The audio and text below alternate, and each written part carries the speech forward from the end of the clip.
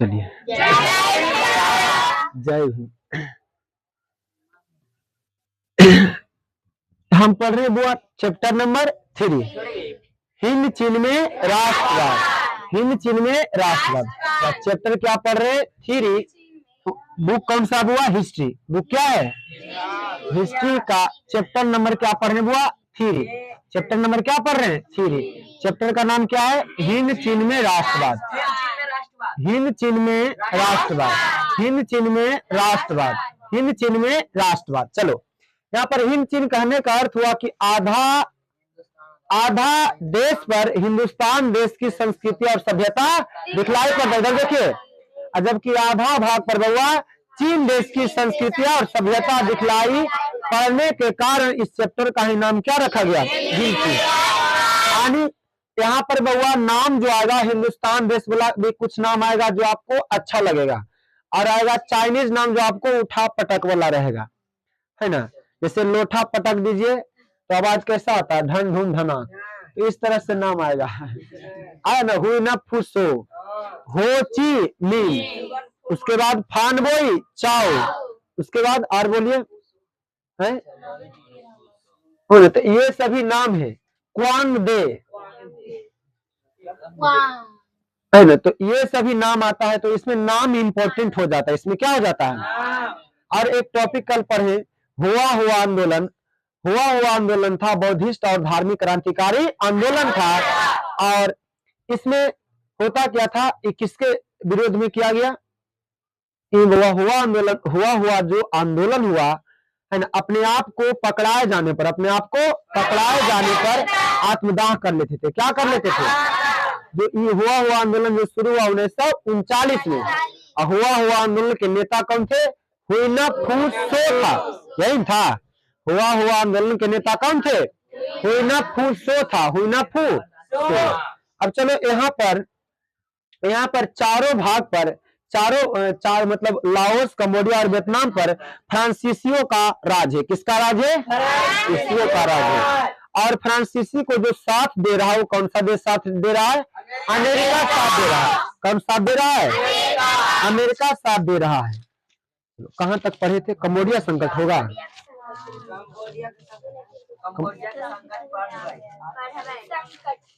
कल पढ़े थे लाओस के बारे में। किसके बारे में?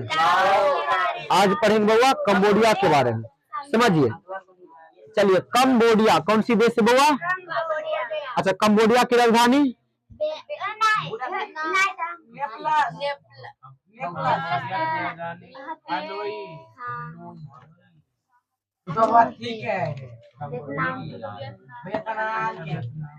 नोम पेन ना, यही होगा ना।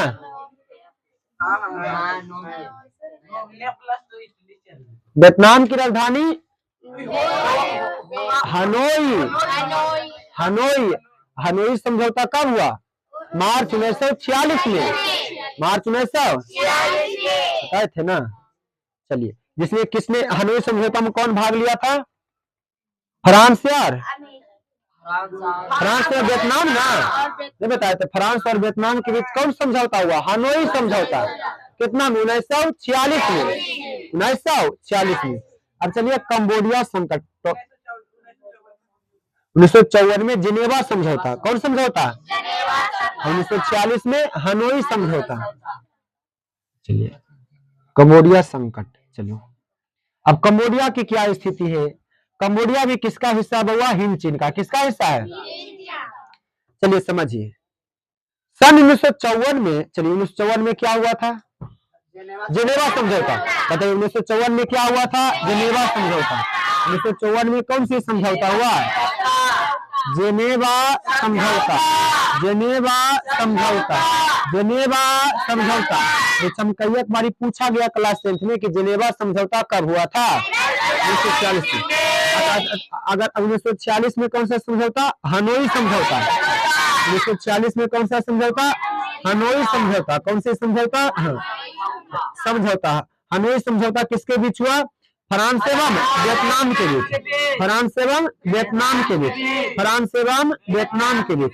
फ्रांस एवं, चलिए देखो तो 1954 में ईस्वी में स्वतंत्र राज्य बनने के बाद कंबोडिया में संवैधानिक राजतंत्र को स्वीकार कर राजकुमार नरोत्तम सिहानुक का शासक बना। यानी कि कंबोडिया का जो शासक बना नरोत्तम सिहानुक, कौन बना हुआ? ये परीक्षा में कई बार पूछा गया है। कंबोडिया का जो नया शासक बना वो कौन बना? नरोत्तम सिहानुक। नाम क्या है? Narottam Sihanouk. Narottam Sihanouk. Narottam Sihanouk. Cambodia का परीक्षा में पूछा है। कंबोडिया का नया शासक, कंबोडिया का शासक कौन था? नरोत्तम सिहानुक। नरोत्तम सिहानुक को शासक माना गया। नरोत्तम सिहानुक 1954 से ही कंबोडिया में गुट निरपेक्षता एवं तटस्थता की नीति को कायम रखा। इसलिए कंबोडिया दक्षिणी पूर्व एशिया सैन्य संगठन में शामिल नहीं हुआ। अमेरिका इन क्षेत्रों में अपना प्रभाव चाहता था। अमेरिका भी इन क्षेत्रों में क्या चाहता था? कंबोडिया में भी चाहता था। कहां? कंबोडिया में। इसी कारण वह सिहानुक से चिढ़ा हुआ था। यानी कौन सिहानुक से? नरोत्तम सिहानुक से। कौन सिहानुक से? कौन चिढ़ा हुआ था? अमेरिका। और थाईलैंड को उकसाकर कंबोडिया को तंग करवा रहा था। थाईलैंड देश से, थाईलैंड क्या है? थाईलैंड को उकसाकर कंबोडिया को तंग करवा रहा था। अमेरिका की इस कूटनीति चाल के कारण 1963 ईस्वी में नरोत्तम सिहानुक ने उससे भी किसी तरह की मदद लेने से इनकार कर दिया। यह बात अमेरिका के लिए अपमानजनक थी। मई 1965 में उसने वियतनाम के साथ कंबोडिया के सीमावर्ती गांवों पर आक्रमण कर दिया। कौन कर दिया? अमेरिका कर दिया। कौन कर दिया? कंबोडिया। देखो यहाँ पर दर्दनाक घटना होता है। कंबोडिया में वो एक गांव में प्रवेश कर देता है। कहां जाता है? गांव में। अब देखो जितना भी अटैक होता है गांव में ज्यादा होता है कि शहर में? शहर में होता है। गांव में होता है, हम सब प्रभावित। कोई भी संकट आता है तो शहर में ज्यादा, जैसे अभी गैस का संकट है, किल्लत है, तो शहर में ज्यादा स्थिति खराब की गांव में? अब देखो ये अमेरिका है जो शहर तो किया ठीक है, लेकिन ये गांव में प्रवेश कर गया। अब बताओ आतंकवादी अगर गांव में प्रवेश कर जाएगा तो बहुत दिक्कत है ज्यादा है? तो यहाँ पर अभी अमेरिका जो मार कर रहा है अब गांव में प्रवेश कर रहा है। कंबोडिया के गांव में। कौन सी गांव में? तो गांव का नाम है माइली गांव। गांव का नाम क्या है? परीक्षा में दीर्घ उत्तरीय प्रश्न है, माइली गांव की घटना क्या था? इतना बमबारी किया था अमेरिका, इतना बमबारी किया था कि पूरा गांव को घेर कर जला दिया था। पूरा गांव वाला आदमी मर गया। बहुत दर्दनाक घटना था। ये अमेरिका किया था। पहले ही से उसका जेनेटिक्स से खराब है, अभी भी कर रहा है। इजराइल ईरान के बीच लड़वा रहा है अमेरिका। उसी दरमियान देखो अमेरिका भी माइली गांव घटना में क्या करता है, वहां के सभी लोगों को, पूरा गांव को घेर लेता है। क्या कर लेता है? घेर लेता है, बंधक बना लेता है, पूरा गांव में आग लगा देता है। लेकिन उसी आग में एक बूढ़ा व्यक्ति होता है जो दब जाता है और वह बच जाता है। क्या हो जाता है? एक बूढ़ा दब जाता है माइली गांव घटना में, और बूढ़ा दब जाने के कारण बच जाता है, और ये घटना को पूरा विश्व के सामने उजागर करता है। क्या करता है? और जब पूरा देश जानता है, पूरा देश जानता है अमेरिका के करतूतों को, तो सभी जगह से अमेरिका को आलोचना होने लगता है। क्या होने लगता है? तब वह इस पर समझौता होता है, 5 सूत्री समझौता होता है। इसमें मांग होता है कि इतना आप इतना ये गलत काम किए, पूरा देश उसको आलोचना करने लगता। पूरा देश किसको? अमेरिका। गलत किया, पूरा गांव को घेर लिया, पूरा को जिंदा जला दिया। लेकिन एक बूढ़ा दब गया था, वो बच गया था। पढ़ेंगे इसमें। देखिए यहाँ पर कंबोडिया के सीमावर्ती गांव पर आक्रमण कर दिया। तब सिहानुक ने अमेरिका से राजनीतिक संबंध तोड़ लिया। आगे चलकर 1969 में अमेरिका ने कंबोडिया सीमा क्षेत्र में जहर की वर्षा हवाई जहाज से करवा दी। जहर क्या? अब देखो जहर, ऐसा जहर था, उस जहर का नाम था हुआ एजेंट ऑरेंज। क्या नाम था?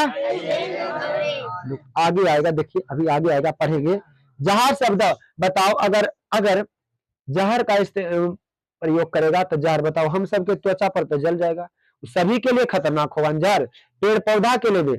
अब ऐसा जहर प्रयोग करता है कि अगर पेड़ पर गिरा तुरंत झुलस जाएगा, पत्तियां तुरंत सूख जाएगी, और जब सूख जाएगी तो बताओ कितना विश्वव्यापी आर्थिक संकट आ सकता है।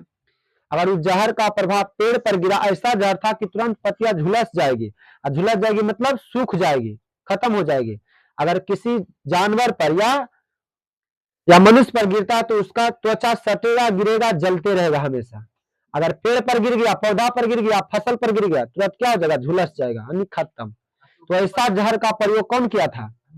अमेरिका किया था, कंबोडिया के लोग। देखिए आगे क्या किया कि जहर की वर्षा हवाई जहाज से करवा दी, जिससे लगभग 40,000 एकड़ भूमि की रबड़ की फसल नष्ट हो गई। तब नरोत्तम सिहानुक ने मुआवजे ऐसा मांगे, देखिए मुआवजे की मांग अमेरिका से किया एवं रूस की ओर से झुकाव दिखाते हुए पूर्वी जर्मनी से राजनयिक संबंध बढ़ाने शुरू किया। Paragraph change. तत्कालीन दो गुटीय विश्व व्यवस्था में, दो गुट में बटल है पूंजीवादी और समाजवादी। पूंजीवादी और जिस वक्त हम हिस्ट्री पढ़ रहे हैं हिंद चीन में, तो समाज दो वर्गों में बटा हुआ, पूंजीवादी और समाजवादी। तो एक चाहता कि राजतंत्र, लेकिन एक का चाह समाजवाद का हो, समाजवाद की हो, सरकार बने, लोकतंत्र हो, गणराज्य की स्थापना हो, लेकिन एक चाहता है राजतंत्र हो। क्या चाहता है?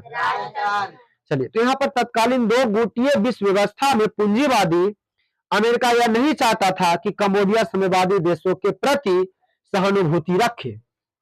अमेरिका नहीं चाहता था कि कंबोडिया देश में समाजवादियों की सरकार आए। किसकी सरकार आए? समाजवादियों की सरकार नहीं आए। कौन चाह रहा था? कौन चाह रहा था? अमेरिका। अतः उसने कंबोडिया के गुट निरपेक्षता को एक पक्षीय मानते हुए यह आरोप लगाया कि नरोत्तम सिहानुक सरकार का संबंध उत्तरी वियतनाम एवं वियतनांगों से है, इसलिए अमेरिका CIA के माध्यम से कंबोडिया, देखिए यही नरोत्तम सिहानुक है, देख रहे फिगर में, ये कौन है? तो परीक्षा में पूछेगा कंबोडिया का शासक का नाम क्या है?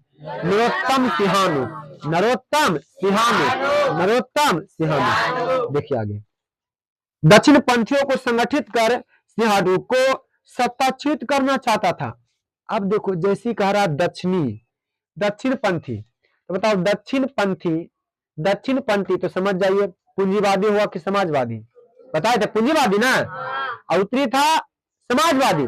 लेकिन ये अमेरिका कह रहा है कि दक्षिण पंथी यानी फ्रांसीसी के साथ मिल करके वह सत्ताच्युत कर दे, मतलब सत्ता से उसको क्या कर दे? हटा दे। पदच्युत कर दे मतलब उसको पद से क्या कर दे? हटा दे। सत्ताच्युत कर दे मतलब सत्ता से क्या कर दे? हटा दे। किसको हटा दे? नरोत्तम सिहानुक को। किसको? ऐसा कौन चाह रहा है? अमेरिका सत्ताच्युत करना चाहता था। अमेरिकी संयंत्र के कारण 1970 में दक्षिण पंथियों ने वियतनाम के दूतावास के समक्ष उग्र प्रदर्शन किया। इसी परिप्रेक्ष्य में नरोत्तम सिहानुक को वियतनाम के प्रति कठोर रुख अपनाना पड़ा। 18 मार्च 1970 को कंबोडियाई राष्ट्रीय संसद में नरोत्तम सिहानुक को सर्वसम्मत प्रस्ताव द्वारा सत्ता से हटा दिया गया और जनरल लोन नोल के नेतृत्व में सरकार बनी, जिसे अमेरिका का समर्थन प्राप्त था। अब देखो आखिरकार नरोत्तम सिहानुक जो समाजवादी था उसे अमेरिका ने क्या कर दिया है? हटा दिया सत्ता से, और उसके स्थान पर जनरल लोन नोल, इसके स्थान पर अब कौन आ गया हुआ कंबोडिया में? जनरल लोन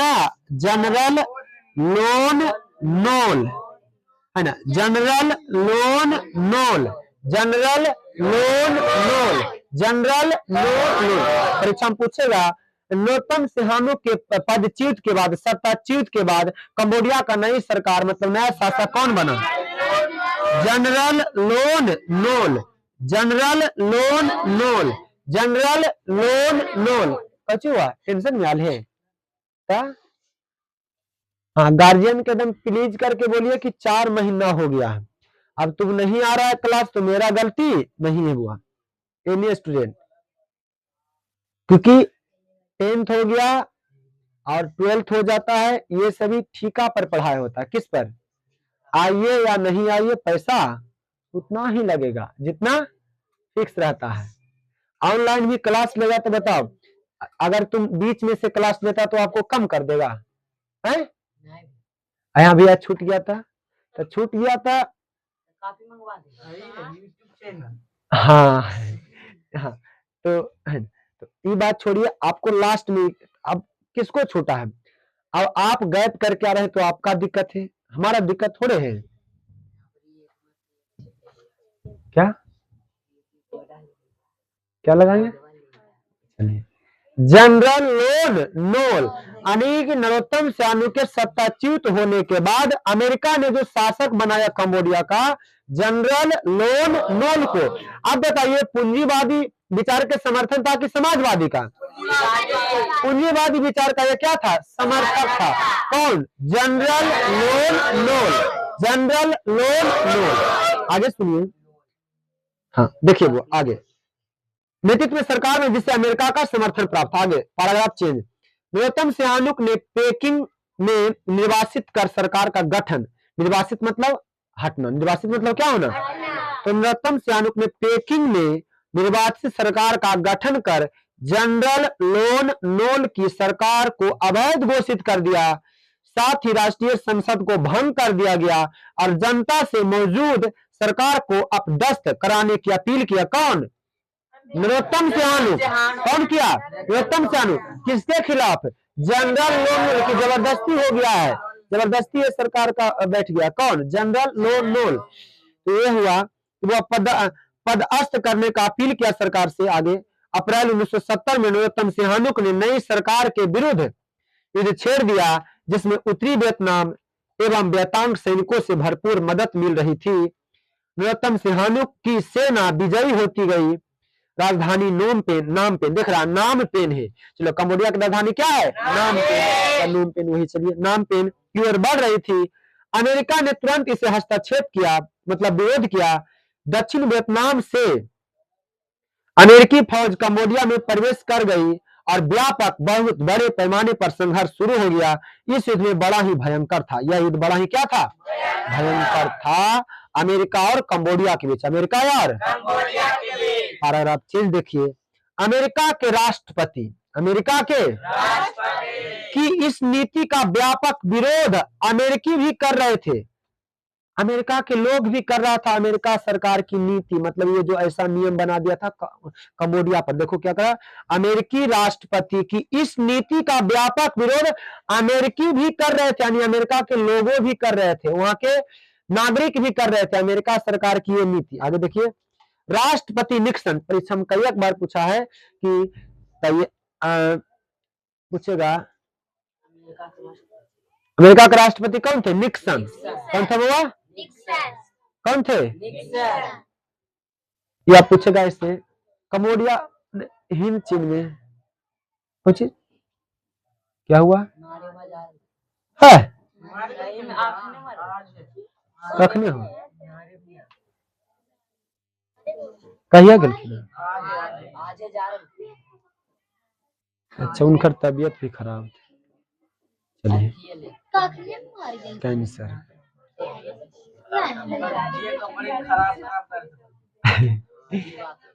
चलिए,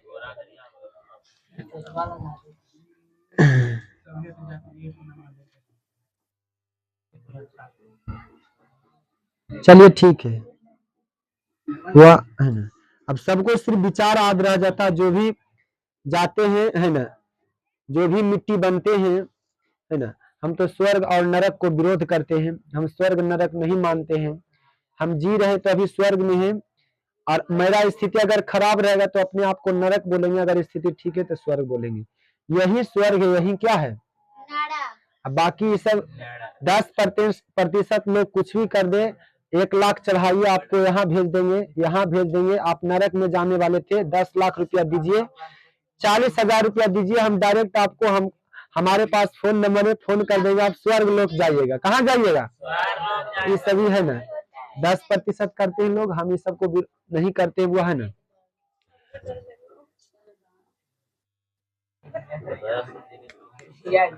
हमारा बुआ यही हमारा क्या है, यही हमारा स्वर्ग, यही हमारा क्या है, नरक है। आपका स्थिति अगर ठीक है तो आप स्वर्ग लोक के अनुभूति के समान है। अगर आप बुआ स्थिति खराब है, बदतर है, तो आप नरक में के समान है। समझ गए ना? चलिए, हाँ, आर्थिक स्थिति मतलब ही रखते हैं। चलिए, हाँ चलिए, तो वो अमेरिका उस समय जब कंबोडिया और अमेरिका के बीच लड़ाई हो रहा था, तो उस समय अमेरिका के जो राष्ट्रपति कौन थे? निक्सन। कौन था हुआ? निक्सन। कौन था हुआ? निक्सन। अमेरिका के राष्ट्रपति कौन थे? निक्सन। अमेरिका के राष्ट्रपति कौन थे? निक्सन। अमेरिका के राष्ट्रपति कौन थे? पूछेगा, परीक्षा में पूछेगा कि वह कंबोडिया और अमेरिका के बीच लड़ाई के दरमियान वहां का राष्ट्रपति कौन थे? या ऐसे पूछेगा हिंद चीन युद्ध के दरमियान अमेरिका का राष्ट्रपति कौन थे? जैसे हिंद चीन युद्ध समाप्ति के समय अमेरिका का राष्ट्रपति कौन थे? अच्छा, परीक्षा में कौन पूछा गया? तो ये पूछा हुआ, हिंद चीन युद्ध समाप्ति के समय अमेरिका का राष्ट्रपति कौन है? ये आपको टारगेट में छपा हुआ, सुन तो सुन। हिंद चीन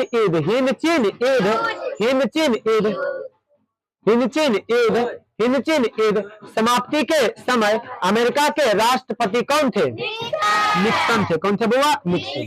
अब देखिए, निक्सन को अपनी सेनाएं वापस बुलाने की घोषणा करनी पड़ी, परंतु दक्षिणी वियतनाम ने अपनी सेना कंबोडिया में रहने देने की घोषणा कर दी। इतना कंबोडिया उग्र हुआ कि वो अमेरिका को झुकना पड़ा। क्या होना पड़ा?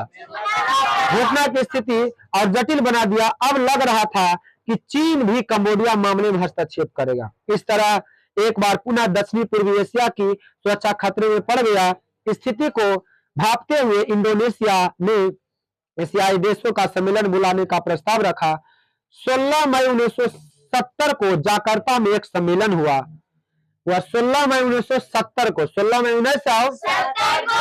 जाकार्ता में एक सम्मेलन बुलाया गया। यद्यपि यह सम्मेलन सफल रहा, परंतु कंबोडिया की स्थिति में कोई परिवर्तन नहीं। आगे सुनिए।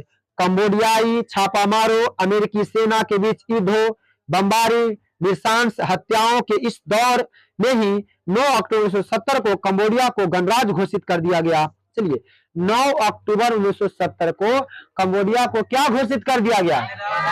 गणराज्य। समझता है ना? किसका शासन? लोगों का शासन ना। गणराज्य मतलब किसका शासन? तो कब घोषित कर दिया गया? 9 अक्टूबर 1970। 9 अक्टूबर 1970। 9 अक्टूबर 1970।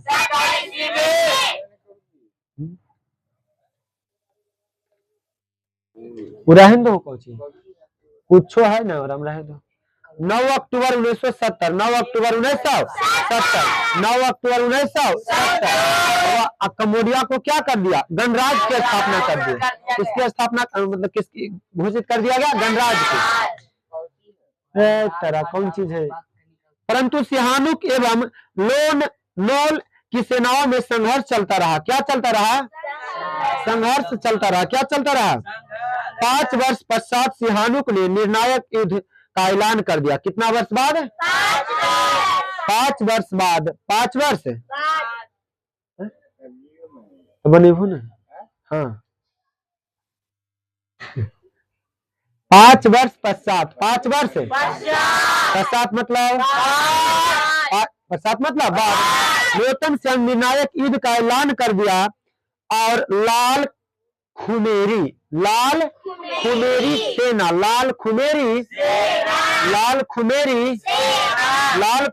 सेना विजय करती आगे बढ़ती गई। कंबोडिया की जो था अंततः नोल को भागना पड़ा और अप्रैल 1975 में कंबोडिया गृह युद्ध समाप्त हो गया।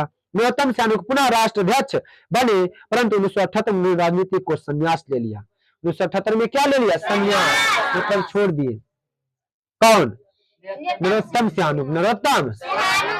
चलिए, अब कंबोडिया का नाम बदलकर कंपूचिया कर दिया गया। क्या कर दिया गया? तो आपको गहराई में पूछेगा कि कंबोडिया को नाम बदलकर क्या कर दिया गया? कंपूचिया कर दिया गया। क्या कर दिया हुआ? कंपूचिया। क्या कर दिया गया? परीक्षा में पूछ सकता है कि कंबोडिया को बदलकर आगे क्या कर दिया गया? कंपूचिया कर दिया गया। नरोत्तम सिहानुक के बाद खीऊ संफान एवं पोलपोट। खीऊ संफान एवं पोलपोट ने अपने मार्क्सवादी विचारधारा का अनुरूप शासन किया। देखो, अभी शुरू बार कंबोडिया पर जो शासक बना नरोत्तम सिहानुक। कौन बना? उसके बाद Lon Nol, sorry, general Lon Nol, general Lon Nol, general Lon Nol. उसके बाद इससे लड़ाई किया कौन? नरोत्तम सैनिक। उसके बाद नरोत्तम सैनिक ने क्या ले लिया? संन्यास। उसके बाद जो कंबोडिया का नया शासक बना खियू सम्फान एवं पोल पोट। क्या हुआ? इसके बाद हुआ खियू, क्या है? खियू सम्फान एवं पोल पोट, पोल पोट, खियू सम्फान एवं पोल पोट, खियू सम्फान एवं खियू सम्फान एवं खियू सम्फान एवं खियू सम्फान एवं किसके पश्चात? तब हुआ नहीं, नरोत्तम सैनिक के बाद, क्योंकि लास्ट था अंततः किसका? तो संन्यास ले लिया। क्या ले लिया? उसके बाद वह खियू सम्फान एवं पोल पोट कहाँ का? कंबोडिया का नया शासक बना। आगे देखिए, अपने मार्क्सवादी विचार के अनुरूप शासन शुरू किया। यह दौर पूरी तरह आतंक का दौर था, परंतु 1779 में हेंग सामने एक संयुक्त मोर्चे का गठन कर खियू सम्फान एवं पोल घोट को पराजित कर दिया गया। इस स्थिति में रूस चीन आमने सामने आ गया। रूस और चीन आमने सामने आ गया। आगे चीन ने वियतनाम पर आक्रमण कर दिया। चीन ने किस पर आक्रमण कर दिया? वियतनाम पर कर दिया। दक्षिण पूर्व एशिया में अपनी शक्ति का परिचय दिया। हालांकि अमेरिकी नीति कंपूचिया मामले में सफल नहीं रही और वह साम्यवाद को फैलाने से नहीं रोक पाया, परंतु दो साम्यवादी देशों रूस एवं चीन को आमने सामने लाने में उसकी नीति अवश्य सफल हो गई।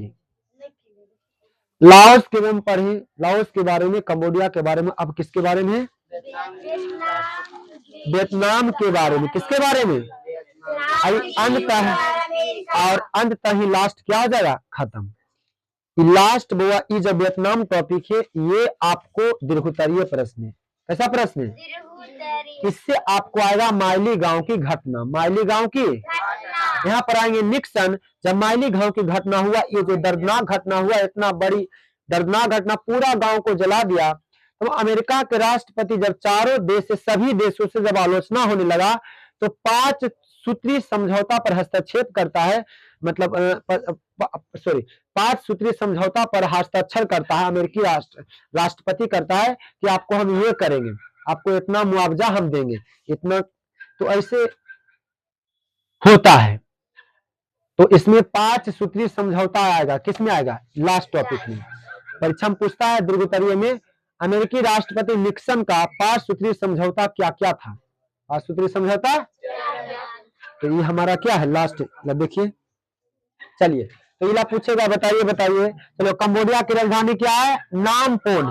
कंबोडिया को नाम बदलकर क्या कर दिया गया? कंपूचिया। क्या कर दिया गया? कंपूचिया। जिनेवा समझौता कब हुआ? 1954 में। हनोई समझौता कब हुआ? 1940 में। हनोई समझौता किसके बीच हुआ? फ्रांस और वियतनाम के बीच। तो नरोत्तम सैनिक कहाँ के शासक था? कंबोडिया के। नरोत्तम सैनिक कहाँ के शासक था? कंबोडिया के। तो नरोत्तम सैनिक को हटाकर अमेरिका के द्वारा किसकी सरकार को ला दिया गया? General Lon Nol. General Lon Nol. ऐसे भी पूछ सकता है कि जनरल लोन नोल कहाँ का शासक था? कंबोडिया का। अगर लाओस दे देगा, कंबोडिया दे देगा, वियतनाम दे देगा, तो आप क्या मारिएगा? कंबोडिया। जनरल लोन नोल कहाँ का शासक था? कंबोडिया का। राष्ट्रपति, अमेरिका का राष्ट्रपति उस समय कौन था? हिंद चीन युद्ध के समय अमेरिका के राष्ट्रपति कौन थे? निक्सन थे। कौन थे वो? निक्सन। वियतनाम के बारे में पढ़ना है। किसके बारे में?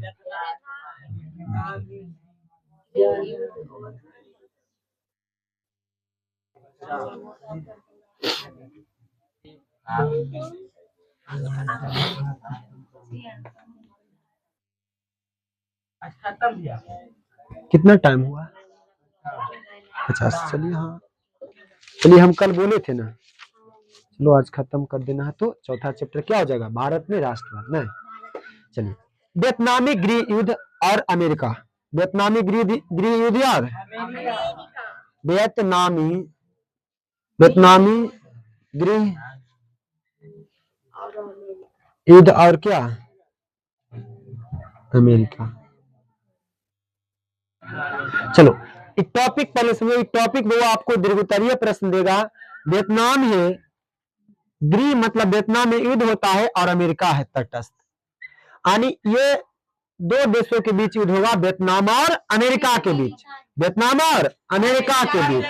ये आपका लास्ट टॉपिक है, समझिए, एकदम अच्छा समझना है। ये दीर्घोत्तरीय प्रश्न इससे बनेगा। देखो, जिनेवा समझौता से, अच्छा जिनेवा समझौता बात कर रहा है, तो अभी हम पढ़े जिनेवा समझौता कब हुआ था? 1954 में हुआ। कितना हुआ? लेकिन ये फेल हो गया था। क्या हो गया था? हम पढ़े थे। जिनेवा समझौता से दो वियतनामी राज्यों का जन्म तो अवश्य हो गया। नहीं पढ़े? उत्तरी वियतनाम और दक्षिणी वियतनाम हुआ था ना। और उत्तरी वियतनाम में समाजवादियों की सरकार था, जबकि दक्षिणी वियतनाम में पूंजीवादियों की सरकार था, अर्थात फ्रांसीसी का सरकार था। किसका था? तो चलो, तब हुआ जिनेवा जो समझौता हुआ 1954 में हुआ। 1900। इस समय जब समझौता हो रहा है तो वियतनाम को दो भागों में बांट दिया, उत्तरी वियतनाम और दक्षिणी वियतनाम। जिनेवा समझौता से दो वियतनामी राज्यों का जन्म तो अवश्य हो गया, परंतु अस्थायी शांति की उम्मीद नहीं के बराबर हुई थी। नहीं हुआ था, फेल हो गया था ना। अतः उससे शांति स्थापित हुआ नहीं हुआ। क्या हो गया था? फेल हो गया था। क्योंकि उत्तरी वियतनाम में जहां साम्यवादियों सरकार थी और वही दक्षिणी वियतनाम में पूंजीवादियों की सरकार थी। किसकी सरकार थी? बताओ, उत्तरी वियतनाम में किसकी सरकार थी? समाजवादियों की। और जबकि दक्षिणी वियतनाम पर पूंजीवादियों की सरकार था, अर्थात फ्रांस की सरकार था। किसकी सरकार था? अलग अलग विचारधारा का था, जिसके कारण वियतनाम एक नहीं हो रहा था। अब देखिए आगे, जिनेवा समझौता में यह कहा गया कि अगर जनता नागरिक चाहे तो मध्य 1956 तक चुनाव कराकर पूरे वियतनाम का एकीकरण किया जा सकता है। 1956 में, आप देखिए जिनेवा समझौता हो रहा है 1954 में। कब हो रहा है? लेकिन वो ये फेल हो गया। क्या हो गया? फेल। फिर कह रहा 1956 में क्या कर सकता है? वह नागरिकों के सहमति से, यानी वियतनाम के लोगों से सहमति से वह चुनाव करके पूरे वियतनाम को एकीकरण किया जाएगा। उसी समय से वियतनामी जनता उसे एकीकरण के पक्ष में आवाज उठाती रही, जिसे उत्तरी वियतनाम का पूर्ण समर्थन था, परंतु दक्षिणी वियतनाम की जनता शांतिपूर्ण प्रयासों से चूक गई। तो 1960 में वियतनाम राष्ट्र मुक्ति सेना का गठन कर उसने अपने सरकार के विरुद्ध हिंसात्मक संघर्ष शुरू कर दिया। 1961 ईस्वी तक स्थिति इतनी बिगड़ गई कि दक्षिणी वियतनाम में आपातकाल की घोषणा कर दी गई और वहां गृह युद्ध आरंभ हो गया। कौन सा युद्ध हो गया? वो आपातकाल की घोषणा।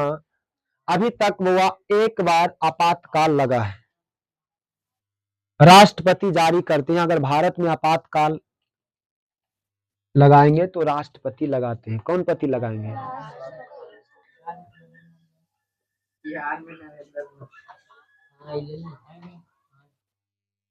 देखिए यहाँ पर देखिए, एक बार लगे भैया जे एक के टाइम खाना खा देखिए इधर समझिए। देखो देखिए, आपातकाल की घोषणा कर दिया। कहां कर दिया गया? वो आपातकाल, लॉकडाउन समझता है? लगा था कोरोना ने हम सभी को, युवा पीढ़ी को सिखा दिया कि कैसे लॉकडाउन होता है। नहीं सिखा दिया? बताइए, मार्केट जा सकते एक निश्चित टाइम में, पकड़ा गए झुंड में तो आपको गिरफ्तार कर लिया जाएगा। लॉकडाउन समझाया ना हम सभी को। अरे समझ गया? लॉकडाउन में क्या हुआ था?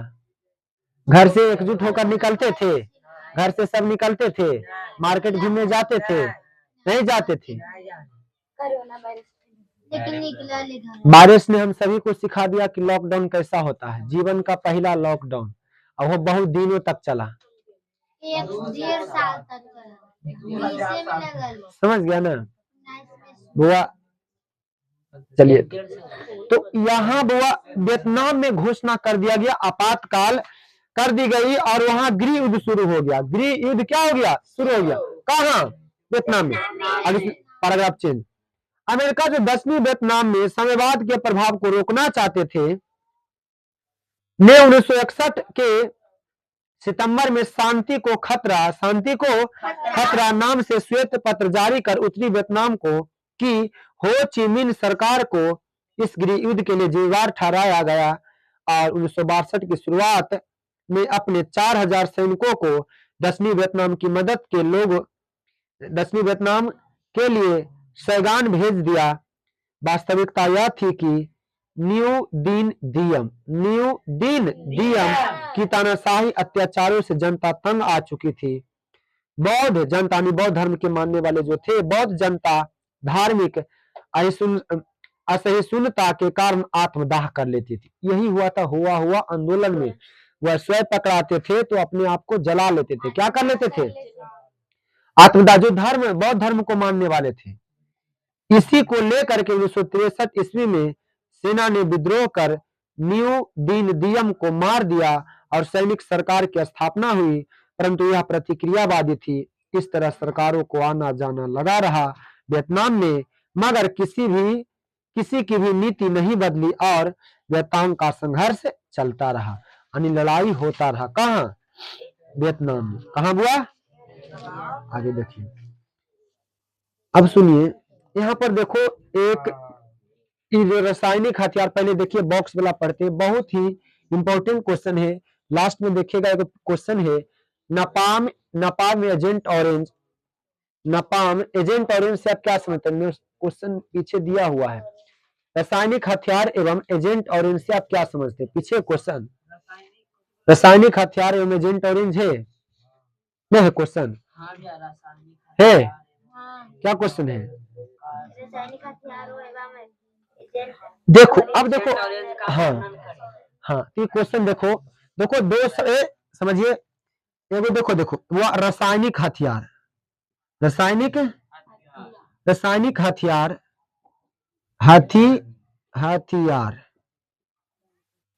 एवं एजेंट ऑरेंज है। रासायनिक हथियार एवं एजेंट ऑरेंज ना, एजेंट ऑरेंज। अब देखो रासायनिक हथियार क्या था? जो केमिकल बनाया था अमेरिका, केमिकल जो बनाया था ना, तो भारी मात्रा में प्रयोग किया अमेरिका ने पेड़ पौधों को नष्ट करने के लिए। पेड़ पौधों को नष्ट करने, जिस पेड़ पर भी गिरता था ये रासायनिक हथियार। एक होता है परमाणु बम, एक होता है अणु बम। तो परमाणु बम खतरनाक होता है कि अणु बम?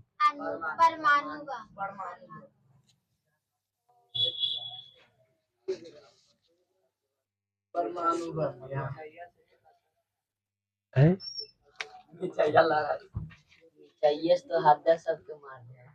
अब देखो इसका कहानी समझिए। रासायनिक हथियार एक जहर था। क्या था वो?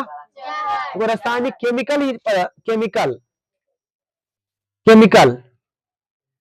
केमिकल से बना हुआ था। यह जहर था। क्या था? जहर। अब वह एजेंट ऑरेंज क्या भैया? एजेंट ऑरेंज क्या है? एजेंट वो ऑरेंज रंग के ड्रमों में रखे जाने कारण वह एजेंट ऑरेंज। देखो यहाँ पर पढ़ते हैं, तो यहाँ पर बाद में देखिए रासायनिक हथियार समझिए। पहले देखो, पहले पढ़ते इधर देखिए। 5 अगस्त 1964 को अमेरिका ने उत्तरी वियतनाम पर आक्रमण कर कुछ सैनिक अड्डे पर तबाह कर दिया। क्या कर दिया? यानी कि 5 अगस्त 1964 को अमेरिका ने उत्तरी वियतनाम, जहां पर समाजवादियों की क्या थी? सरकार थी, वहां पर आक्रमण कर सैनिक अड्डे पर तबाह कर दिया। तब अमेरिका को चेतावनी भरी धमकी या रूस एवं चीन ने दिया। कौन दिया हुआ? रूस और चीन, क्योंकि रूस और चीन भी कैसा था? समाजवादी वाला देश है। परंतु इसका असर उस पर नहीं पड़ा अमेरिका पर। अमेरिका द्वारा शुरू किया गया यह युद्ध काफी हिंसक रहा, बर्बरपूर्ण रहा एवं यातनापूर्ण था। अमेरिका ने बुआ काफी हिंसक किया और बर्बर तरीका से यातनापूर्ण था। इस युद्ध में खतरनाक हथियार, टैंकों एवं बमवर्षक विमानों का व्यापक प्रयोग किया। रासायनिक हथियार एवं बमवर्षक यानी हवाई जहाज से बम गिराता था। कौन? अमेरिका। विमानों का व्यापक प्रयोग किया। साथ ही रासायनिक हथियार नापाम, एजेंट ऑरेंज एवं फास्फोरस बमों का जमकर इस्तेमाल किया था। कौन किया था? अमेरिका। परीक्षा पूछेगा कि नपाम में क्या है, तो जहर है। नपाम में क्या है? नपाम में क्या है? जहर है। नपाम में क्या है? जब किसी भी जंतु पर, जंतु बोल रही तो पूरा जंतु, कीड़ा मकोड़ा पशु पक्षी, हम सभी पूरा जंतु विज्ञान में आएंगे। किसमें आएंगे? अब जिस जंतु पर भी ये नपाम गिरेगा तो ये जो हमारा चमड़ा स्किन है एकदम जलते रहेगा। क्या होते रहेगा? जल जाएगा। ऐसा नपाम, ये जो जहर प्रयोग किया था अमेरिका काफी मात्रा में, किस पर किया था? तो वियतनामियों लोगों पर किया था। तो परीक्षा में पूछेगा नपाम जहर का उपयोग किसने किया था? अमेरिका ने। किन लोगों पर किया था? वियतनामियों लोगों पर। किन लोगों पर? यहाँ पर देखो वो इस्तेमाल किया। यह युद्ध उत्तरी वियतनाम के साथ साथ वेतांग एवं वेतांग समर्थक 10वीं वियतनामी जनता सभी से लड़ गया था। निर्दोष ग्रामीणों की हत्या कर दी जाती थी अमेरिका के द्वारा और अंत में पूरे गांव को आग के हवाले कर दिया था। समझ जाइए, यही हुआ। पूरा गांव को घेर लिया। पूरा गांव को क्या कर लिया? घेर लिया। पूरा लोगों को बंधक बना लिया और पूरा गांव को आग से क्या कर दिया? जला दिया। कौन? अमेरिका। गांव को आग के हवाले कर दिया। 1967 ईस्वी तक अमेरिका ने इतने बम वियतनाम पर बरसाए जितना द्वितीय विश्व युद्ध में जर्मनी ने इंग्लैंड के विरुद्ध नहीं गिराया था। देखिए पढ़ते टॉपिक यहाँ थी बॉक्स वाला, रासायनिक हथियार। रासायनिक देखो, नापाम यह एक तरह का ऑर्गेनिक कंपाउंड है। ऑर्गेनिक क्या है? जो अग्नि बमों में गैसोलीन के साथ मिलकर एक ऐसा मिश्रण तैयार करता है जो त्वचा से चिपक जाएगा। किसी भी जीव है तो उसे चिपक जाएगा और जलता ही रहेगा। क्या होता रहेगा? वह नापाम एक जहर है। जहर है जो आपके अगर त्वचा में, शरीर में सटता है तो चिपक कर हमेशा जलता ही रहेगा। क्या रहेगा? जलता रहेगा। इसका व्यापक पैमाने पर, बहुत बड़े पैमाने पर वियतनाम में प्रयोग किया गया। और किन लोगों ने किया? अमेरिका ने किया। किन लोगों ने किया? अमेरिका ने किया। किन लोगों पर किया? वियतनाम के लोगों पर। ये तो परीक्षा में आ जाएगा कि नपाम एक क्या है? जहर है। नपाम एक क्या है? जहर है। इस जहर का प्रयोग भारी मात्रा में किसने किया? अमेरिका ने। किन लोगों पर किया? वियतनामी लोगों पर। वियतनामी लोगों पर। अब इससे होता क्या? नपाम से अगर त्वचा पर, कोई भी त्वचा, किसी भी जीव का त्वचा अगर सटेगा तो हमेशा क्या होते रहेगा? जलते रहेगा। क्या होते रहेगा? आगे देखिए अभी इधर पैराग्राफ चिन्ह। अमेरिका की इस तरह की कार्रवाइयों का विरुद्ध राष्ट्रीय एवं अंतर्राष्ट्रीय स्तर पर होने लगा। यह घटना को जब तो वियतनाम के गांव को घेर लिया गया और उसे घेर लिया गया और उसे जिंदा जला दिया। पूरा गांव को, एक लोग को नहीं, पूरा गांव को। अब यहाँ पर होने क्या लगता है कि अमेरिका का पूरा देश उसको क्या करने लगता है? आलोचना करने लगता है, विरोध करने लगता है कि ऐसा मतलब कि बर्बरपुर ने जो गलत काम किया है ना। कौन किया है? अमेरिका। देखो अमेरिका की इस तरह की कार्रवाइयों का विरोध राष्ट्रीय और राष्ट्रीय देश के स्तर पर तो हुआ ही, अंतर्राष्ट्रीय वर्ल्ड के लेवल पर स्तर पर होने लगा। प्रसिद्ध दार्शनिक रसेल, चलिए रसेल क्या है? दार्शनिक है, लेखक है। क्या है? लेखक। तो परीक्षा में कहिए पूछा गया रसेल क्या थे? दार्शनिक। रसेल क्या है? फिलोसफर है। फिलोसफर। दार्शनिक है। क्या है? दार्शनिक। तो रसेल क्या थे? दार्शनिक। रसेल क्या है? रसेल क्या है? दार्शनिक। वो दार्शनिक रसेल ने एक अदालत लगाकर अमेरिका को वियतनाम युद्ध के लिए दोषी करार दिया। क्या करार दिया? जो जितना भी अगर दोषी है इसमें जो इतना गलत काम किया, बर्बरपुर ने जो गलत काम किया है, सारा दोष किसका है? अमेरिका का। अमेरिका को दिया गया। इस आर्थिक कुपरिणाम भी परिलक्षित होने लगा। प्रति वर्ष 2 से 205 अरब डॉलर अमेरिकी खर्चा में वृद्धि हुई। इससे अमेरिकी अर्थव्यवस्था डावाडोल होने लगी। अंतर्राष्ट्रीय बाजार में डॉलर का मूल्य काफी नीचे गिर गया, परंतु अमेरिका ने 10वीं वियतनाम को अपना प्रतिष्ठा का प्रश्न बना लिया और समझौता के सारे प्रयासों को विफल करते हुए युद्ध को जारी रख दिया था। अब देखो अभी गांव में जो आग लगा दिया, उस गांव का नाम है माइली गांव। कौन सी गांव हुआ? माइली गांव। और जब माइली गांव में हुआ क्या? पूरा गांव के लोगों क्या कर लिया? घेर लिया गया, बंधक बना कर लिया, पूरा गांव को जला दिया। पूरा गांव क्या कर लिया था? एक बूढ़ा बच गया था इसमें, कैसू दबल उबल दब गया। में तो कैसू बच गया होगा। क्या हो गया? कैसू हो गया तो बच गया। क्या हो गया? और वही बूढ़ा बुआ अदालत जाकर के पूरा विश्व के सामने उजागर करता है, तो पूरा देश जानता है। अब इस पर जब आलोचना होने लगता है तो बउआ इरसेल जो है अदालत लगाता है, क्या लगाता है, और जितना भी इसको क्या हुआ है, खर्चा हुआ, हानि हुआ वियतनाम, अब वो आपको क्या देना पड़ेगा, मुआवजा देना पड़ेगा। तो देखिए यहाँ पर दिया जा रहा है 2 से 205 अरब डॉलर।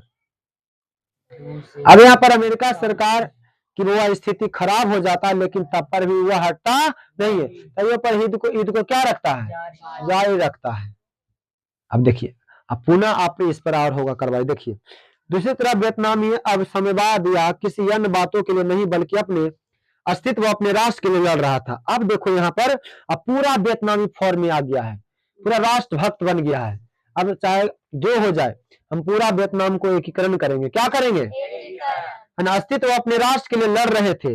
यहाँ तक कि वियतनामी महिलाएं अपने पीठ पर बच्चे को बांधे, है ना, फुल पैंट पहने, हाथों में बंदूकों लिए गश्ती लगाती और सीधे युद्ध में शामिल हो जाती थी। यानी महिलाएं पुरुष दोनों ने, वियतनामियों ने, यानी कि महिलाएं भी और पुरुषों ने दोनों जमकर क्या किया, युद्ध में शामिल हो गया अमेरिका के विरुद्ध। किसके विरुद्ध में, महिलाएं भी और पुरुष दोनों ने। देखो आगे देखी जा सकती है। या फिर हो ची मिन मार्ग की मरम्मत करती थी। चलो, हो ची मिन क्या था, मार्ग था, रास्ता था, अब भूल भुलैया था, इसमें मारता था, अमेरिका पर वार करता था, उसमें क्या हो जाता था, भूल भुलैया में पता नहीं चलता था, लेकिन अमेरिका बार बार इसको क्या कर देता था, तोड़ देता था। अब बार बार इसको क्या कर लेते लोग, तुरंत एकदम रातों रात क्या कर लेते थे। देखो यहाँ पर महिलाएं भी काम कर, देखो यहाँ पर हो ची मिन मार्ग की मरम्मती करती देखी जा सकती थी। कौन, महिलाएं, कौन, यानी महिलाएं भी पीछे नहीं थी। चलो, तो वो प्राचीन, इधर देखिए, प्राचीन नायिकाओं की अखन्यात कर स्त्रियों को प्रेरित भी किया जाता था। इसी संदर्भ में त्रिआयु की कहानी भी सुनने को मिलता। त्रिआयु क्या है, महिला का नाम है, क्या है, जैसे झांसी की रानी जैसे थी, सावित्री बाई, ऐसी करके है ना, ये त्रिआयु, वह त्रिआयु की कहानी भी सुनने को मिलता है, जिसे इस समय देवी की तरह पूजा जाता है। देवी की तरह क्या होता है, इससे पहले हम एजेंट ऑरेंज के बारे में पढ़ते हैं। चलो, एजेंट ऑरेंज, अब ये पढ़ा रासायनिक हथियार, समझा ना, नापाम एक जहर है। क्या है, जहर है। तो अगर किसी भी जंतु में शरीर से अगर त्वचा से चिपक जाता तो हमेशा क्या होते रहेगा, जलता रहेगा। इसको भारी मात्रा में अमेरिका ने वियतनामी लोगों के साथ किया। अब इधर है एजेंट ऑरेंज, एजेंट है, देखो, तो यह एक ऐसा जहर था, ये भी एक क्या था, जहर, जिससे पेड़ों की पत्तियां तुरंत झुलस जाती थी। क्या हो जाती थी, अगर कोई भी फसल भी है, पैदावार भी अगर उस पर गिरता है तो क्या हो जाएगा, सूख जाएगा। क्या हो जाएगा, अब बताइए, सूख जाएगा तो ऑक्सीजन क्या हो जाएगा, रुक जाएगा। तो अगर पेड़ पौधा पर अगर भारी मात्रा में प्रयोग कर दिया जाए तो पेड़ क्या हो जाएगा, खत्म हो जाएगा ना। इसका प्रयोग भारी मात्रा में किसने किया, अमेरिका ने। जंगलों को समाप्त कर दिया। जंगल में आखिरकार वियतनाम लोग कहाँ छुपते थे, जंगलों में। और जंगलों को समाप्त कर देगा तो कहाँ छुपेगा, मतलब कहाँ, मतलब छुपेगा। देखिए यहाँ पर क्या होता है, यह एक ऐसा जहर था जिससे पेड़ों की पत्तियां तुरंत झुलस जाती थी एवं पेड़ मर जाता था। जंगलों को खत्म करने के लिए इसका प्रयोग किया जाता था। और कौन कर रहा था, अमेरिका। इसका नाम ऑरेंज पट्टियां वाले ड्रमों में रखे जाने कारण पड़ा, यानी वो इसे ड्रमों में रखे जाने कारण इसका नाम क्या पड़ा, एजेंट ऑरेंज। क्या पड़ा, एजेंट ऑरेंज। वो अमेरिका इनका इस्तेमाल जंगलों के साथ खेतों और आबादी दोनों पर जमकर किया, यानी खेतों फसलों को भी खत्म कर दिया और जंगलों को भी। इस जहर का असर आज भी नजर आता है। जन्मजात विकलांगता के रूप में जन्म होता है। जो आने वाला जनरेशन होता है वो बेबी होता हुआ विकलांग पैदा होता है। कैसा होता है, तो इसका असर है एजेंट ऑरेंज का। आगे देखिए, हाँ, किसी न किसी अंश से क्या, विकलांग।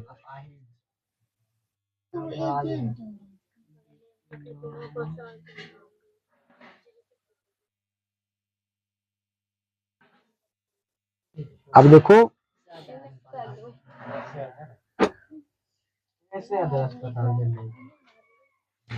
कैसे विकलांग, कैसे तो पेड़ पौधों के लिए लाया गया है।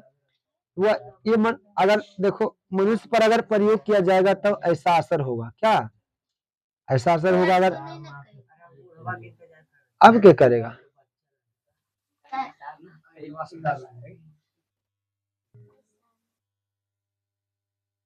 ईद के दरमियान ने किया था, अभी करेगा? अब कर तो अगर मन रहेगा तो अभी भी बना सकता है, इससे भी खतरनाक है। तो ऐसी है, धीरे धीरे खत्म करेगा, चाहेगा 4-5 परमाणु बम गिरा देगा, बस खत्म कहानी। चलिए, इससे भी विनाशकारी बात खाली अथी है लॉजिकल छुरछुरिया पड़ाका एकरो पास पृथ्वी जैसे मिसाइल एक मर्द कल्पना चावला ने बाहर निकल के देखे क्या पता चलता। चलिए आगे देखिए, वो पैराग्राफ चेंज। 1968 ईस्वी के प्रारंभ में वेतांक ने अमेरिकी शक्ति का प्रतीक पूर्वी पेंटागन सहित कई ठिकानों पर धावा बोलकर अमेरिकियों को काफी क्षति पहुंचाई। कौन? वियतनाम के लोगों ने। देखो 1968 के प्रारंभ में वेतांकों ने यानी वियतनामियों ने अमेरिका शक्ति का प्रतीक पूर्वी पेंटागन स्थान है, पेंटागन क्या है? स्थान, पेंटागन सहित कई ठिकानों पर धावा बोलकर अमेरिकियों को काफी क्षति पहुंचाया। किसने पहुंचाया? वियतनामियों ने। वह इन धावों ने यह स्पष्ट कर दिया कि वियतनाम की हौसले अभी भी काफी बुलंद है, और यह स्पष्ट हो गया कि वियतनामियों को रसद मतलब खाना, रसद मतलब तो खाना पहुंचाने वाला जो मार्ग था, रास्ता था, रसद पहुंचाने वाला मार्ग हो ची मिन्ह काफी मजबूत है। काफी क्या है? यही एक ऐसा मार्ग था जब वह हो ची मिन्ह मार्ग था जिससे रसद पहुंचाया जाता था, खाना पहुंचाया जाता था। कहाँ के? वियतनामी जो सैनिक जो होते थे, तब वह जो खाना, एक ही मार्ग था, एक ही रास्ता था हो ची मिन्ह जाने के लिए। और अमेरिका बार बार इसे क्या कर देता था? तोड़ देता था। लेकिन वो इसे वियतनामी लोग इसे बार बार क्या कर लेते थे? बना लेते थे। कौन सा मार्ग को? हो ची मिन्ह मार्ग को। देखिए, तो यह हो ची मिन्ह मार्ग था, रसद पहुंचाने वाला काम करता था, खाना। रसद पहुंचाने वाला मार्ग हो ची मिन्ह मार्ग काफी मजबूत है, क्योंकि इसे बमबारियों से नष्ट नहीं किया जा सका। बसता हो ची मिन्ह मार्ग हनोई से चलकर लाओस कंबोडिया के सीमा क्षेत्र से गुजरता हुआ दक्षिणी वियतनाम तक जाता था। चलिए, तब वह हो ची मिन्ह मार्ग कहां से कहां तक है? हनोई से चलकर, हनोई किसकी राजधानी है? वियतनाम की। यानी वियतनाम की राजधानी हनोई से चलकर लाओस भी होता था, कंबोडिया के सीमा क्षेत्र से गुजरता हुआ दक्षिणी वियतनाम तक पहुंचता था, जिससे सैकड़ों कच्ची पक्की सड़कें जुड़ी हुई थी। वैसे 100 कच्ची एवं पक्की सड़कें क्या हुआ था? मिला हुआ था। अमेरिका सैकड़ों बार इस क्षतिग्रस्त कर देता था, सैकड़ों बार इसे विनाश कर देता था, खत्म कर देता था, परंतु वियतनामी लोग एवं उसके समर्थित लोग तुरंत उसका मरम्मत कर लेते थे। कौन सा मार्ग को? हो ची मिन्ह मार्ग को, हो ची मिन्ह मार्ग को। अमेरिका बार बार इसे बमबारी करके तोड़ फोड़ नष्ट कर देता था, लेकिन वियतनामी लोग इससे बार बार क्या कर लेते थे? एक ही के समान। चलिए, इस मार्ग पर नियंत्रण करने का उद्देश्य से अमेरिका लाओस एवं कंबोडिया पर आक्रमण भी कर दिया था, परंतु 3 तरफा संघर्ष में फ्रांस पर उसे वापस होना पड़ा था। अब अमेरिका भी शांति वार्ता चाहता था। अब यह थक गया है, क्या हो चुका है? अमेरिका भी लड़ाई करते करते क्या हो गया है? अब ये भी चाहता है कि शांति वार्तालाप करे, हम भी अब शांति जिंदगी जिए। कौन? अमेरिका। क्योंकि बहुत दिनों से लड़ाई चल रहा है ना, हिंद चीन से और अमेरिका फ्रांस से सभी। एक्चुअली अब अमेरिका भी शांति वार्ता चाहता है, हस्ताक्षर चाहता है, परंतु अपनी शर्तों पर राष्ट्रमंडल, संयुक्त राष्ट्र संघ समेत कई शक्तियां इस प्रयास में भी थी कि वार्ता शुरू हो। अंततः 1968 में पेरिस, बता पेरिस किसकी राजधानी है? फ्रांस की राजधानी पेरिस में शांति वार्ता शुरू हुआ। अमेरिका हट के कारण 6 माह तक वार्ता सफल नहीं हो सकी। 6 माह तक होगा नहीं होगा, तो वह 6 माह तक नहीं होने दिया अमेरिका। वियतनामी की मांग थी कि पहले बमबारी बंद हो। वियतनामियों की मांग था पहले बमबारी, जो बम गिरा रहा, पहले क्या करो? बंद करो। फिर अमेरिका अपनी सेनाएं हटाए। अमेरिका जितना भी सेना वियतनाम में भेज ले उसको क्या करो? हटाओ, वापस भेजो। इसी क्रम में 7 जून 1969 को वियतनामी शिष्टमंडल ने दक्षिणी वियतनाम के मुक्त क्षेत्र में वियतनाम की सरकार के गठन की घोषणा की, जिसे रूस एवं चीन ने तुरंत मान्यता दे दी। इसी दरमियान वियतनामी राष्ट्रीयता के जनक हो ची मिन की मृत्यु हो जाता है। क्या हो जाता है? हो ची मिन जो समाजवादी था, क्योंकि उन्होंने अपने वसीयत में दक्षिण वियतनाम के मुक्ति तक संघर्ष का आह्वान किया था, उनका संघर्ष जारी रहा। ये देख रहे हैं राष्ट्रपति कौन है? निक्सन। ये क्या है? राष्ट्रपति निक्सन। कहाँ के हैं? अमेरिका के। टाइम कितना हुआ बाबू? चलिए इसको दही नहीं कर देते ना। चलिए, अमेरिका असफलता और वियतनाम एकीकरण। अब अमेरिका अंततः शांतिपूर्ण वार्तालाप चाहता है। कौन चाहता है? अब ये भी थक चुका है, ये भी क्या हो चुका है?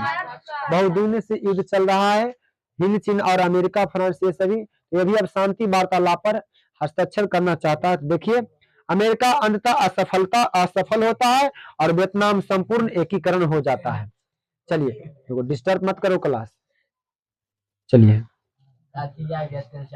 अब देखो, जब ये घटना, इधर सुनिए, जब ये घटना माइली गांव की घटना हुआ, देखो चलो कौन सी घटना हुआ? माइली गांव घटना। तो माइली गांव घटना समझ रहा है ना? अमेरिका ने किया पूरा गांव को घेर लिया। क्या कर लिया? परीक्षा में देखो पीछे माइली गांव घटना की घोषणा करे। देखो पहले दीर्घोत्तरीय प्रश्न में है, दीर्घोत्तरीय में है, समझो। अब देखो हुआ यहाँ पर, देखो समझिए, आएंगे माइली गांव की घटना के बारे में बताएं। इसमें किया अमेरिका ने इसको पूरा क्या कर लिया? घेर लिया। अच्छा, माइली गांव किसका क्षेत्र था? वियतनाम का। किसका था? अब इसे क्या हुआ कि अमेरिका ने इसे पूरा घेर लिया और घेर कर बंधक बना लिया और वह पूरा गांव को क्या कर दिया? जला दिया। क्या कर दिया? जला दिया। लेकिन वह इसी दरमियान एक बूढ़ा किसी तरह से दब गया था और वो जिंदा क्या हो गया? बच गया। उन्होंने इस घटना को पूरे विश्व के सामने क्या किया? उजागर किया। और जब देश जाना, पूरा देश जाना बल, तो वह जब जाना तो अमेरिका के करतूतों को पूरा देश जानते ही चारों तरफ से अमेरिका को आलोचना होने लगा। क्या होने लगा? क्या होने लगा? अब जो बॉलीवुड में फिल्में बनती थी अमेरिका को, अब उसकी आलोचना में फिल्में बनने लगी अमेरिका के। अब इसी दरमियान वो 5 गो हस्ताक्षर करता है कि अगर हाँ हुआ है तो हम आपको 5 मुआवजा यानी 5 सूत्रीय समझौता पर हस्ताक्षर करता है अमेरिकी सरकार यानी निक्सन। अब कौन कौन सी करता है? देखिए नीचे देखो, जब हॉलीवुड द्वारा अमेरिका के वियतनाम युद्ध को जायज ठहराने वाली फिल्मों के स्थान पर अमेरिका के अत्याचार पर फिल्में बनने लगी। दूसरी तरफ निक्सन अमेरिकी चुनाव में जीत हासिल कर नया राष्ट्रपति बना। वियतनाम समस्या का जल्द समाधान भी जिम्मेदारी उस पर सौंपी गई। किस पर सौंपी गई भैया? निक्सन पर। अंतर्राष्ट्रीय दबाव बढ़ता जा रहा था कि यह घिनौना काम किया अमेरिका। आपको जल्दी आपको वियतनामी यानी कि अमेरिका का राष्ट्रपति कौन है बना? निक्सन बना। आपको जल्दी वियतनामियों के लिए कुछ करना पड़ेगा, इतना छाती किया गया है अमेरिका के द्वारा। अब देखो इसी समय माइली गांव की घटना प्रकाश में आ गई। देखो माइली गांव घटना यही है। माइली घटना पूरा देश जान गया। माइली गांव की घटना पूरा देश, पूरा बल जान गया, क्योंकि बूढ़ा क्या हो चुका था? बच चुका था। और बउआ इसके पूरा अदालत में जाकर के या अपने बातों को क्या किया? बताया। देखो तो हुआ कि अमेरिका सेना की आलोचना पूरे विश्व में होने लगा। तब राष्ट्रपति निक्सन ने शांति के लिए 5 सूत्रीय समझौता की घोषणा किया कि 5 मांग हम आपको पूरा करेंगे वियतनामियों के लिए। क्या किया? पहला देखिए, पहला पॉइंट क्या है? अमेरिका कर रहा, अमेरिका की सरकार निक्सन जब माइली गांव घटना सामने आ गया तब 5 सूत्रीय समझौता पर हस्ताक्षर करता है अमेरिका का राष्ट्रपति कौन है?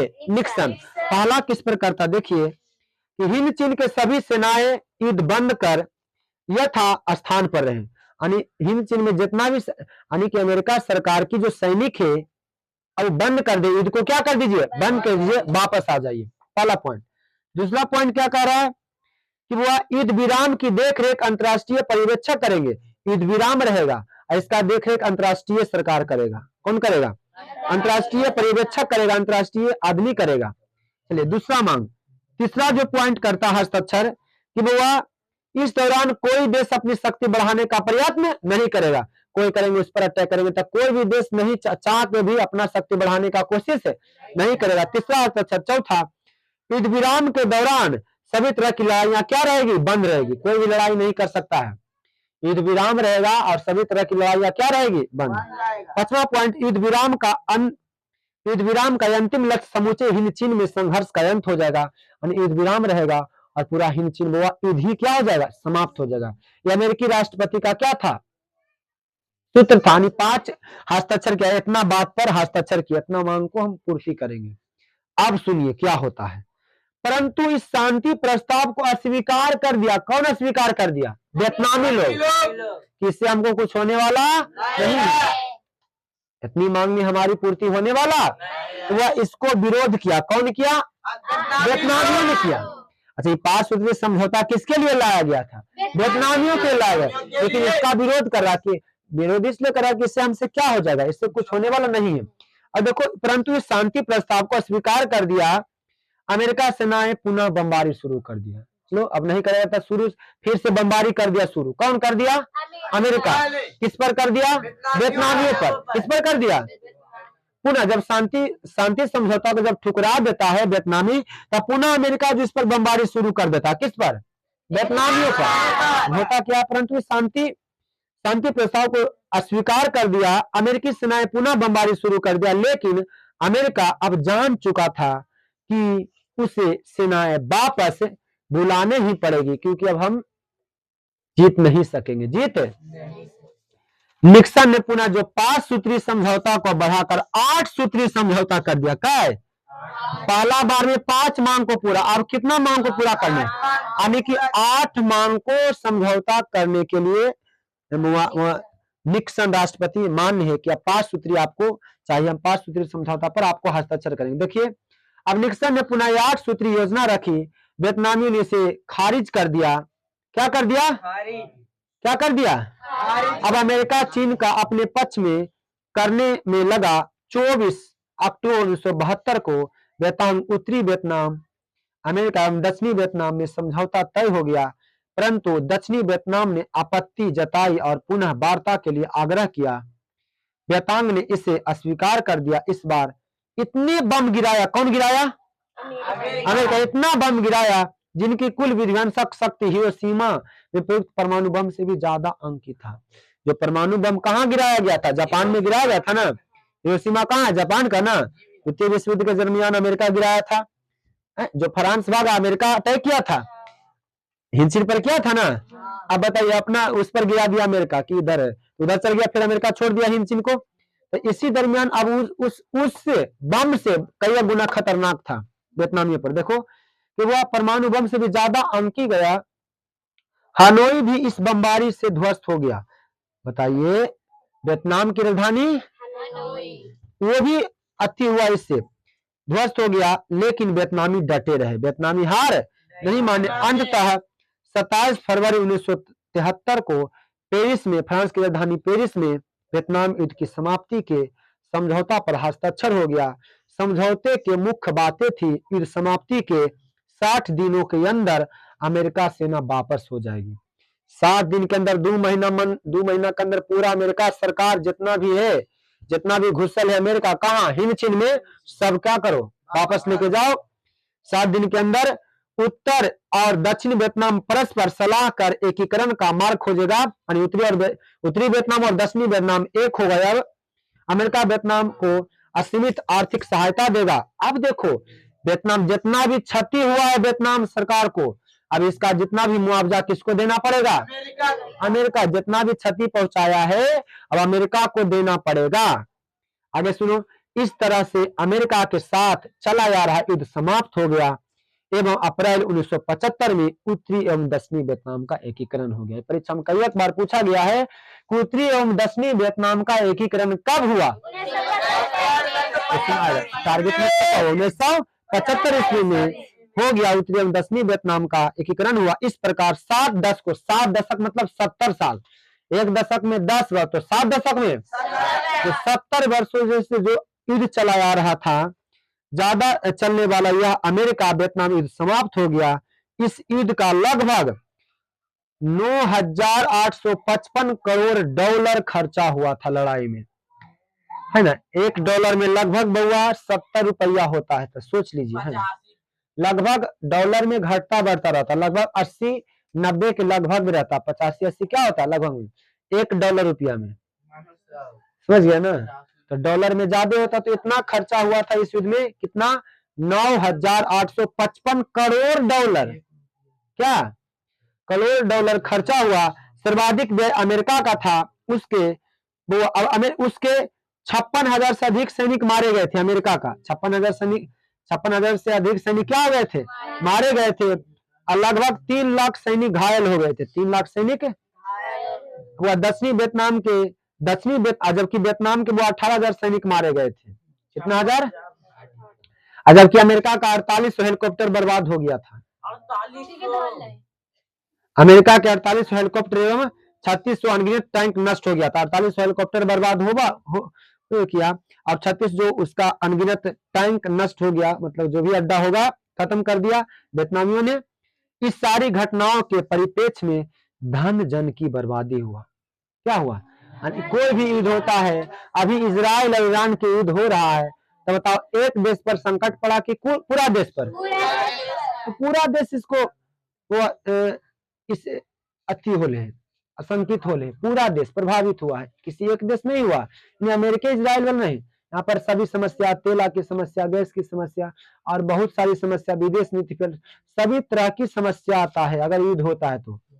देखिए इस सारी घटनाओं के परिप्रेक्ष्य में धन जन की बर्बादी के अलावा अमेरिकी साख को भी गहरा आघात पहुंचा कि पूरे हिंद चीन में वह बुरी तरह असफल रहा। अंततः उसे अपने सेनाएं हिंद चीन से हटानी पड़ी और सभी देशों में संप्रभुता एवं अखंडता को स्वीकार करना पड़ा। अब चलिए छोटा सा टॉपिक है माइली गांव की घटना, पढ़िए देखिए, चलिए पढ़ते हैं। देखो तो दक्षिणी वियतनाम में एक गांव था। दक्षिणी वियतनाम में क्या था, गांव था। इस गांव का नाम माइली गांव। दक्षिणी वियतनाम में क्या था, गांव था। इस गांव का नाम माइली गांव। क्या था, माइली गांव। अब परीक्षा में पूछ सकता, माइली गांव किसका क्षेत्र है, लाओस, कंबोडिया, वियतनाम, किसका है, वियतनाम का। अब कौन सा वियतनाम है, दक्षिणी वियतनाम में। लेकिन उत्तरी वियतनाम दक्षिणी वियतनाम का एकीकरण कब हुआ, 1975 में, 1975 में। अब देखिए दक्षिणी वियतनाम का एक गांव था जहां के लोगों को वेतांग समर्थक मानकर अमेरिकी सेना ने पूरे गांव को घेर कर पुरुषों को मार डाला, औरतों बच्चियों को बंधक बनाकर कई दिनों तक सामूहिक बलात्कार किया, फिर उन्हें भी मारकर पूरे गांव में आग लगा दिया। लाशों के बीच में दबा हुआ एक बूढ़ा जिंदा बच गया जिसने इस घटना के उजागर किया। बता रहे थे पहले से, एक बूढ़ा क्या हो चुका था, बच गया था, क्या हो चुका था, और ये घटना को पूरे अंतर्राष्ट्रीय स्तर पर उजागर किया, जिसके तहत पूरे अमेरिकी सरकार को आलोचना होने लगा था और झुकना पड़ा। 5 सूत्रीय समझौता पर हस्ताक्षर, उससे भी वियतनाम नहीं माने। उसके बाद 8 सूत्रीय समझौता पर क्या किया गया, हस्ताक्षर किया गया। तो ये हमारा क्या था, जैन हो गया। तो तब अब देखते हैं ऑब्जेक्टिव बन रहा है कि नहीं, इतना अच्छा से पढ़े हैं तो बनना ही चाहिए। चलिए पहला क्वेश्चन, चलिए वस्तुनिष्ठ प्रश्न पहला निकालिए। वह हिंद चीन में कितना देश आता है, 3 देश। कौन कौन, लाओस, कंबोडिया, वियतनाम। इस तरह से पढ़ेंगे ऑब्जेक्टिव छूटेगा, लाओस, कंबोडिया और वियतनाम।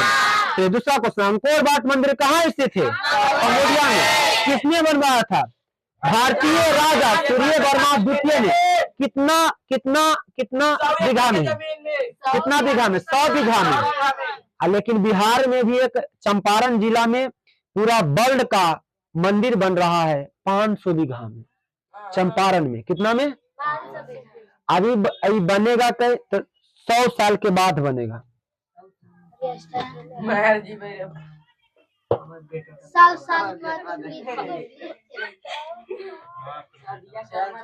100 साल के बाद की तो पृथ्वी है। एक पूर्वज खत्म हो गया, कुछ एक पूर्वज 100 साल माने हम सब के, और हम सब 60, 70, 40 में 10वां, 50 में 10वां होता है ना, 50 साल जीते हैं जी। तो एक हम सब के एक पीढ़ी खत्म होगा, 1.5 पीढ़ी कुछ समझिए। तो बताइए 100 बीघा में है अंकोर वाट का मंदिर, 100। और किसका मूर्ति है, चलिए हाँ आगे देखिए अगला क्वेश्चन। चलिए हिंद चीन पहुंचने वाला प्रथम व्यापारी कौन था, पुर्तगाली। कौन था, अब भारत में पहुंचने वाला पुर्तगाली। और कौन है, वास्को डी गामा। कब आया, 1498 से। अगला, हिंद में बसने वाले फ्रांसीसी क्या कहे, अब देखो कॉलोनी फ्रांसीसी भाषा, इसमें मतलब कॉलोनी बनाकर रहते थे। कैसा बनाकर? कॉलोनी बनाकर, इसलिए इसे क्या कहा गया? कॉलोन। फ्रांसीसी नागरिकों को क्या कहा गया? कॉलोन। अगला, न्यूनतम श्यानु कहाँ के शासक? अभी पढ़े, कहाँ के? कंबोडिया के ना। न्यूनतम श्यानु कहाँ के शासक थे? अभी न पढ़े। जो राष्ट्रवादी था, समाजवादी था, यही ना था। तो न्यूनतम श्यानु कहाँ के शासक थे? कंबोडिया के। अगला question, the history of the loss of Vietnam किसने लिखा? वो लिखा, नहीं जान रहा था कि कहां से हमको घोटाला हो रहा है। वियतनाम जान रहा था, तीन जान रहा था। जब ये पुस्तक लिखे फान बोइचाओ कि हमारा बुआ वियतनाम कैसे लॉस होते जा रहा है ना। बेटा बेटी पढ़ रहा, मैट्रिक में जब पास हो रहा था फेल करता रहा, है ना, यानी आगे बढ़ ही नहीं दे रहा। जब ये the history of the loss of Vietnam पढ़ा, यानी कि वियतनाम कैसे घटता जा रहा है, लॉस होते जा रहा है, कैसे वियतनाम को लॉस होता है। जब ये पुस्तक को पढ़ा तो जाना कि कैसे हमारा घाटा हो रहा है वियतनाम। तो हुआ, तो इसका लेखक कौन था? फान बोइचाओ। अगला क्वेश्चन, मार्च 1946 में आ गया। देखिए, मार्च 1946 में कौन समझौता हुआ? हनोई समझौता। फ्रांस और वियतनाम के बीच होने वाला समझौता किस नाम से जाना जाता है? हनोई समझौता। और जिनेवा समझौता कब हुआ? 1954 में। हनोई समझौता मार्च 1946 में। चलिए अगला 8 नंबर देखिए, किस प्रसिद्ध दार्शनिक ने एक अदालत लगाकर अमेरिका को वियतनाम युद्ध के लिए दोषी करार दिया? रसेल। बताओ, रसेल ना। वो अदालत बुलाया, अमेरिका को दोषी है। पूरा क्षति जो किया है अमेरिका किया है। कौन किया है? तो कौन था? रसेल ना। कौन था? रसेल। कौन था? चलिए अगला क्वेश्चन 9वां नंबर, हिंद चीन क्षेत्र में अंतिम युद्ध के समाप्ति के समय अमेरिका के राष्ट्रपति कौन थे? अमेरिका के राष्ट्रपति कौन थे? निक्सन। अगला, हुआ आंदोलन किस प्रकृति का था? क्रांतिकारी एवं धार्मिक था। असुनाई अपने आप को पकड़ाए जाने पर क्या कर लेते थे? आत्मदाह। क्या कर लेते थे? इस प्रकार आपका चैप्टर क्या हो गया? अगला चैप्टर है बहुत ही इंपॉर्टेंट। अब पूरा हिस्ट्री का सबसे बड़ा चैप्टर कोई है तो भारत में राष्ट्रवाद। अगर ये समझ गए कि भारत का हमारी घटना है और बहुत फेमस चैप्टर है, ऐसा कोई साल नहीं है जिससे एक टॉपिक मतलब इससे दीर्घोत्तरीय प्रश्न नहीं। इसमें प्रमुख रूप से जो नायक रहेंगे महात्मा गांधी रहेंगे। तो बहुत बड़ा चैप्टर है भारत में राष्ट्रवाद। इसको पूरा गहराई से पढ़ेंगे क्योंकि हमारा देश के बारे में है। कल हम सिर्फ बिना किताब उठाए सिर्फ हम भारत में राष्ट्रवाद अच्छा समझेंगे पूरा। तो कल चैप्टर स्टार्ट करेंगे भारत में। तो बुक नहीं, पहले हम अपने आप से पढ़ाएंगे, मतलब ऐसी, उसके बाद आपको चैप्टर खत्म करेंगे। ठीक है, फिर कल हम सभी पढ़ेंगे। जय